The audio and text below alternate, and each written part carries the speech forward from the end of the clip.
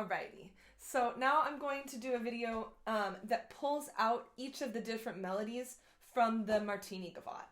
And you'll notice that a lot of it is really repetitive, so once you learn a particular melody, you can come back to it. So what I'm going to do now is I'm just going to play each part that's distinctly different and explain how they repeat, okay? So we start off with this really nice, lovely melody in G, and we get to use this one a lot. So once you've learned this melody, it comes back over and over again. So we go 1 and.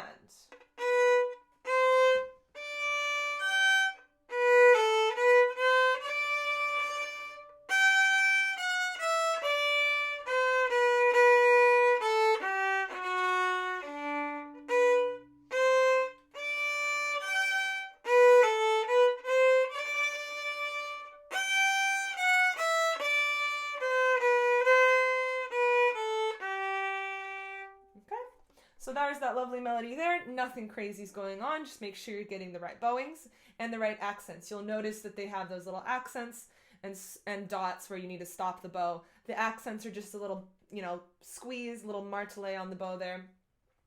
Then it goes into a different melody here, which is really, really beautiful. And I'll play it for you here. It starts up bow. 1 and.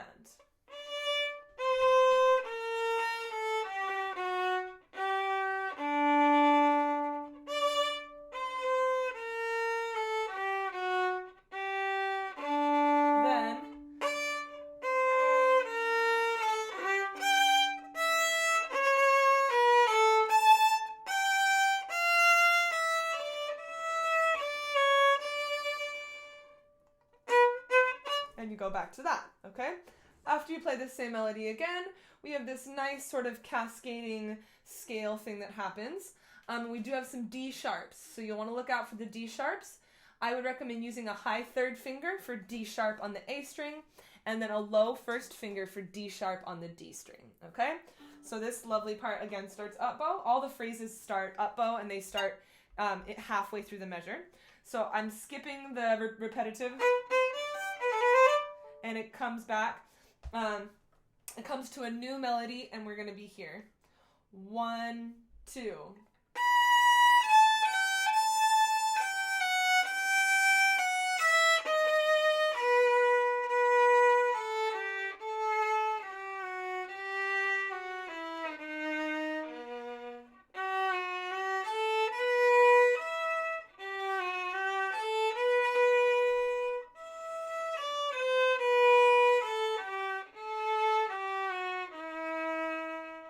That might be my favorite part. I love that the D sharp on the D string is just so satisfying.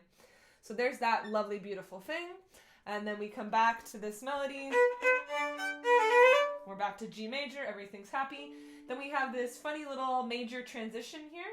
And it starts again up bow. And we have this dotted rhythm on this note C.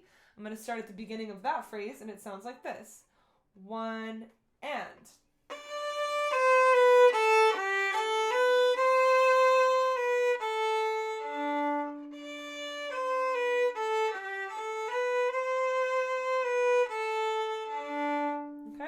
Then it does go back to the original melody, but it has a slight difference. It goes a little higher this time.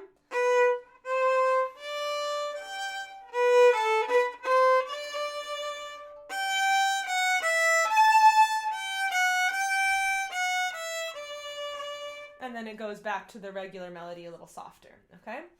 Now we come back to this lovely kind of cascading thing that's happening here.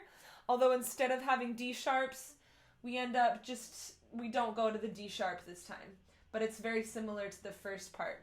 It's not exactly the same though, where we had the D sharps, but it's the same bowing, and the notes are a little bit different. So here's that next phrase. After the melody repeats, we come to this. Ready, go.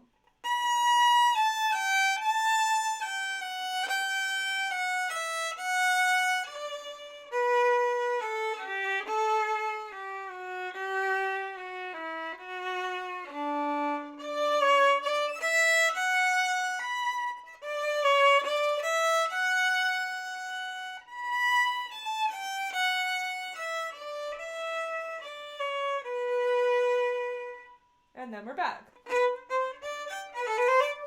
And does anything change for that one? I don't think so.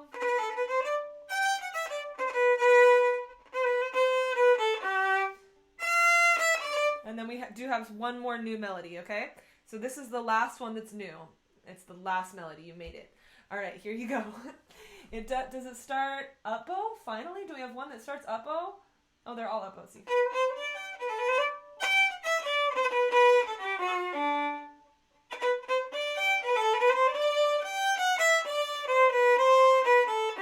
Yep, it's still up bow. Piano up bow on the last new phrase. Starts on the note F. Ready, go.